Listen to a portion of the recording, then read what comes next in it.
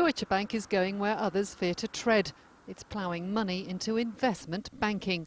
Germany's biggest lender is seeking €8 billion in new equity capital.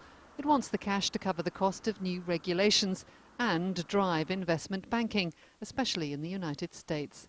Qatar's royal family has come in as a major new investor, and the bank will also sell new shares and debt. But BGC's Mike Ingram says it's a risky strategy.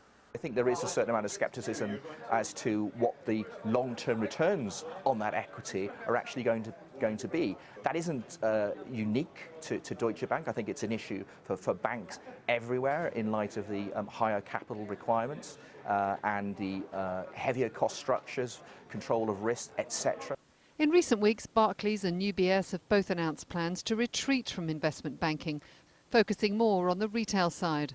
Markets largely welcomed that strategy. No surprise then that Deutsche's shares fell 2% after their announcement, to their lowest level in more than a year. The amount of capital which is required to make these businesses run means that your return on equity is likely structurally to be very low. It really depends whether you think that what we're going is through a cyclical downturn in profitability or whether it's secular. I'm in the camp, unfortunately, that think that what we're seeing is a structural downturn in investment banking profitability. Deutsche has been hit by numerous regulatory fines and settlements in recent months, hampering its ability to retain earnings. Its first quarter results were down by a third.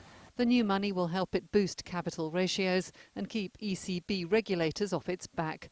It's also confident investment banking is the right way to go, even though some say the current consolidation in the sector is taking place for good reason.